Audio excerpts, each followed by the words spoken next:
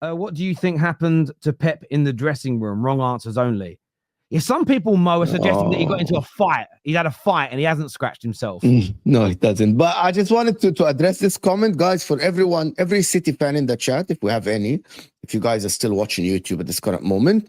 You guys literally mocked Hussam and mocked all the Liverpool fans that come on this show and said Pep chased Klopp out of the league. I think now you see what a stress does to a manager and how it affects their mental health.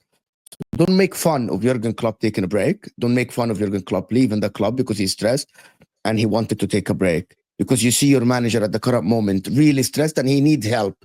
Actually, that's a cry for help. He needs help. And this is my thing. Did he get in a fight with the... I don't think so. But Kevin De Bruyne had the strangest interview before the game, guys. If you haven't watched it, he literally said the mood inside the dressing room is weird. And I think I'm quoting exact word he used. He said, it is strange. It's not dark, because the journalist asked him if it's dark. He said, no, it's kind of strange and weird, which is an odd word to use to describe a dressing room at the current moment, to be honest. Yeah. And Kevin De Bruyne said if they don't give him a contract, he's leaving at the end of the season. So he won't play for free, though. Yeah, I wonder if Richard Dunn is going to come out and say it's a disgrace now. Yeah, I saw that tweet as well. Hit the like button, people. Yes, let's get that done right now. Pep's a checkbook fraud. Time you'll all accept this. Do you guys think that's too harsh? Yeah. No, because he doesn't have a struggle story. I'm sorry. I disagree with this. Checkbook manager is not. He makes superstars. The problem is, when chips are down, I don't think he can pick himself up. Like, to be honest, I get Bayern Munich, by the way. Of course, he can pick himself up. He can pick himself up. No, I think he made a really good team of City. He didn't buy a lot of superstars. He made superstars. Pick yourself up, Pep. He's about to spend the whole GDP of a country in January. Talk about picking himself up. Do you know what? There is a theory going around, and I know that there's a few City fans that think I've got an agenda against City. I really don't. I think I praise you quite a lot, to be fair. There is a theory going around that all this crumble is happening because City, and it's almost City are not spending as much, City are slowing down, because even if they win this case, some people still think they're guilty, and this is them having to act more within their means, and it's created this like change of class of the squad and stuff like that. So it's going to be interesting to see what they do in January to answer those fan theories. Can I have a theory for you that it's a theory in my head. Pep delayed the decision of Manchester City because he wanted to go, but he couldn't find a good proposal on the table for him, someone who will offer him what City can offer him. Because Barcelona already have a manager, Real Madrid wants Xabi Alonso, the Italian clubs cannot offer him the money he needs to build the team, right? There is no Germany, that Bayern Munich already had Vincent Kompany, and he's stuck with City. Well, he's literally stuck with City. I heard another theory yesterday. Again, not my opinion. Me presenting someone else's theory is not an endorsement, City fans, so please don't cry at me. That he only signed he's basically making the team perform badly so he gets sacked, so that he can say, well, I signed a new deal. I didn't want to leave. They got rid of me. But it's his way of leaving without leaving. You know, like some men, I want to break up with my girlfriend, so I'm going to start being a bit mean and leave the bathroom a bit dirty and not be that nice. So she breaks up with me, so I'm not the bad person. I did see that theory on Twitter. Yeah, it made me laugh. I don't believe it. It did make me laugh. This is for you, Hussam. It says, big up the panel. May I request Hussam says his signature statement, incredible scenes of glorious emotion. Incredible scenes of glorious emotion. Inshallah today when we score against Madrid, you can hear it in the watch long. I do love how United fans bring up Aberdeen in the 80s, but don't count the 70s and 80s because Liverpool dominated for 20 years. Well, Man United were only going to bring up Aberdeen in the 80s when they're speaking specifically about Sir Alex Ferguson and his legacy.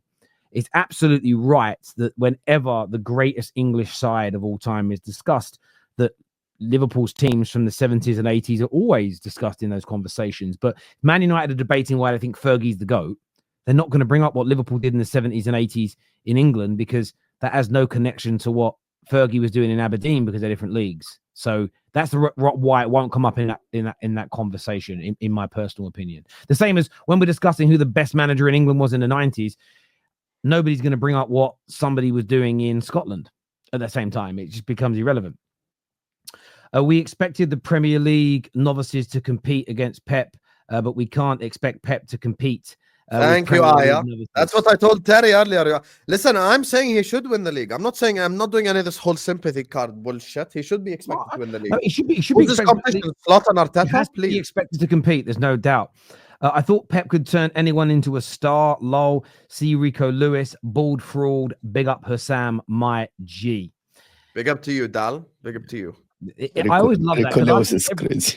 I always think every fan base does this to their managers. Oh, my manager can turn average players into stars. No, all of our managers essentially have got rid of our average players. I always said it about Klopp. If Klopp could turn average players into stars, why'd he overhaul his squad? You wouldn't spend any money, would you? You just develop. So there's a combination of the two things there. Again, balance. A question to the panel. Name me a game in Pep's career which he won because of his tactics. I bet you can name any game which he lost because of his tactics. He won a lot of games because of the tactics, because of the system, because of the way the team plays. And I don't get that. The most obvious game is the Champions League final against Man United. First one, 2-0. They just dominated Man United with possession. No, you see, again, I think you're wrong on that. If you go back and watch the game and look at the stats, that first game was far more even than the second one. It was far more. We had almost. I think we had almost as many shots as them, and they only had about 5%. I hear you, but most people expected you to lose that second game. That first one was different, though. But the point, but again, the difference between the two games is the Man United team in 2009 was a much better team than our 2011 side because we lost Tevez and Ronaldo. But you actually go back and rewatch. I think they only had like 5% more ball than us that day. That game should never have happened anyway, because of the Chelsea robbery. Chelsea should have been there, yeah. Pep is a checkbook manager. I've always maintained that opinion. It's okay, Terry. Don't agree. Listen, listen, it's okay to have that opinion. I just don't agree with it. But you're okay to say it, my friend, 100%. This comes from a City fan, Abs, who says, our team is mentally fragile, in my opinion. Also, we got away with too many shit windows, and it's biting us back. You know, one thing about Aboud, I will give him credit. Aboud and other City fans have been like kind of calling this from the summer, saying like, yo, we didn't do enough, blah, blah, blah. Those type of people, like, I get the fact that like someone like him can turn around and say stuff like about transfers and blah, blah, blah. I accept it, you know, because he's been calling this all along. So this is the type of guy that's been saying we must sign players. City have signed players, but they have a recruitment problem. They have been trying to find the right player to replace Rodri, and they signed 4 as of now, and they haven't. It's the same situation as the right back of Manchester City or the left back. They keep signing the same. I think what Terrace said is true as well. They're trying to do the FFP thing now as well. You have a lot of money, I don't think, though. What do you mean? I mean? know they have a lot of money, but they're trying to do the FFP thing where it's like we don't need to spend as much as before and blah blah blah. They're also in a space where they built this first great team of theirs where their stars were costing 40 to 50 million pounds and the salaries were lower. Now, when you join City, players are demanding more in salary. The transfer fees are higher, and it's harder to do. And this is again, just go. That's not the only reason, but go through English football history. And look at the great teams we've had. There's been a few Man United ones, a few Liverpool teams, and this City team. Of this level of greatness, I'm talking dominating in England and winning in Europe at the same time. We've literally, I think, only had 3 or 4 teams that have done that in 140 years. Replicating that when that squad times out rarely gets done in England. Fergie did it. Liverpool did it in the 70s and 80s. It's been done twice in 140 years. So again, this is a really hard task what City are now moving into, and it's just not getting enough airtime, in my opinion. We're going to move slightly on. We're going to come back to some more super chats a little bit later in the show.